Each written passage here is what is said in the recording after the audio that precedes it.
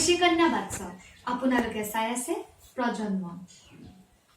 ডাক পখিলি আৰম্ভ কৰিবলৈ লৈছো আপোনালোকৰ অনুৰোধৰ গীতৰ অনুষ্ঠান গীতাঞ্জলি ভক্তি গীতি ভক্তিমূলক গীতৰ অনুষ্ঠান যুৱক যুৱতীসকলৰ বাবে প্ৰচাৰিত অনুষ্ঠান যুৱবাণী ঘৰ জেউতি মহিলাসকলৰ বাবে প্ৰচাৰিত অনুষ্ঠান কণ কণ মইনা মইনিহঁতৰ বাবে প্ৰচাৰিত অনুষ্ঠান মইনা মেল বা সেউজী চৰা এই অনুষ্ঠানসমূহৰ কথা আমাৰ সকলোৰে মনত আছে ঠিক তেনেদৰে মনত আছে আঞ্চলিক বাতৰি কৃষি জগত বিদ্যাৰ্থী অনুষ্ঠান প্ৰভাত ফেৰী এই অনুষ্ঠানসমূহৰ কথা হয় ইমান সহজে পাহৰিব নোৱাৰি ৰেডিঅ'ৰ ইতিহাস যাৰ বাবে মই এই অনুষ্ঠানসমূহৰ নাম কোৱাৰ লগে লগে হয়তো আপোনালোকৰ মনলৈ আহিছে ৰাতিপুৱা শুই উঠি চাহৰ কাপটো হাতত লৈ দুপৰীয়া ভাতকেইটা খাই আজৰি হৈ বা সন্ধিয়া ঘৰৰ সকলোৰে লগত একেলগে বহি শুনা কণমানি ৰেডিঅ'টোৰ কথা ৰেডিঅ'ৰ পাহৰিব নোৱাৰা ইতিহাসৰ বাবে আজিও হয়তো আপুনি সযতনে ৰাখিছে আপোনাৰ মৰমৰ কণমানি ৰেডিঅ'টো টিভি ইন্টাৰনেট ফেচবুক আদি যোগাযোগৰ বিভিন্ন মাধ্যম থকা সত্ত্বেও আজিও আপুনি ৰেডিঅ'ৰ দ্বাৰা প্ৰচাৰিত আঞ্চলিক বাতৰি বা সুৰৰ সাঁথৰি উপভোগ কৰিবলৈ হেঁপাহ কৰে শিক্ষা লাভৰ বিভিন্ন মাধ্যম থকা সত্ত্বেও আজিও আপুনি আপোনাৰ সন্তানক ৰেডিঅ'ৰ দ্বাৰা প্ৰচাৰিত বিদ্যাৰ্থী অনুষ্ঠানৰ সহায় ল'বলৈ উৎসাহিত কৰিব পাৰে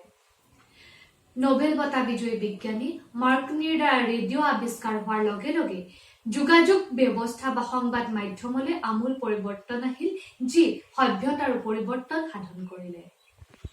উল্লেখযোগ্য যে বিশ্বত ৰেডিঅ'ৰ ব্যৱহাৰ হোৱাৰ পাছত 1948 চনত অসমৰ গুৱাহাটীত প্ৰথমবাৰ অনাতাঁৰ কেন্দ্ৰ স্থাপন কৰা হয় ইয়াৰ লগে লগে সময়ৰ পাছত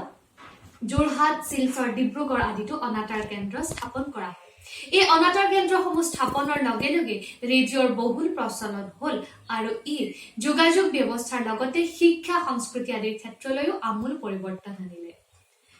বৰ্তমান সময়ত লকডাউনৰ এই ভয়াৱহ অৱস্থাত ৰেডিঅ'ৰ দ্বাৰা প্ৰচাৰিত শিক্ষাৰ্থীৰ বাবে বিভিন্ন অনুষ্ঠানসমূহৰ কথা আমি সকলোৱে প্ৰত্যক্ষ কৰিছো ইয়াৰ উপৰিও অনাতাঁৰ কেন্দ্ৰসমূহত বহুতো লোকে সংস্থাপনৰ সুবিধা লাভ কৰিছে একেদৰে এই অনাতাঁৰ অনুষ্ঠানসমূহৰ যোগেদি বিভিন্ন খ্যাত অখ্যাত শিল্পীয়ে নিজৰ প্ৰতিভা বিকাশৰ সুবিধা লাভ কৰিছে বৰ্তমান সময়ত কালৰ বুকুচাত উঠি বিজ্ঞানৰ ন আৱিষ্কাৰে যোগাযোগৰ বিভিন্ন মাধ্যমৰ প্ৰচলন কৰিলে যিসমূহৰ জৰিয়তে মানৱ সমাজ সহজে আকৰ্ষিত হয় কিন্তু ইয়াৰ লগে লগে আজি মানৱ সমাজে হেৰুৱাই পেলাইছে কণমানি সেই ৰেডিঅ'টো যি ৰেডিঅ'ই জনমত সৃষ্টি কৰে কিন্তু জনসাধাৰণক অযথা উত্তেজিত নকৰে ৰংচঙীয়া বিজ্ঞাপন প্ৰচাৰ নকৰা ৰেডিঅ'ই কিন্তু শিক্ষা সংস্কৃতি সকলো ক্ষেত্ৰতে বিভিন্ন উপহাৰ আমাক প্ৰদান কৰিছে আহকচোন আমি সকলোৱে আকৌ এবাৰ হাতত তুলি লওঁ সেই কণমানি ৰেডিঅ'টো আকৌ এবাৰ উভতি যাওঁ গীতিমালিকা প্ৰভাত ফেৰী ভক্তি গীতি কৃষি জগত বিদ্যাৰ্থী অনুষ্ঠান সেউজী চৰা অকণি চৰাৰ মাজলৈ নমস্কাৰ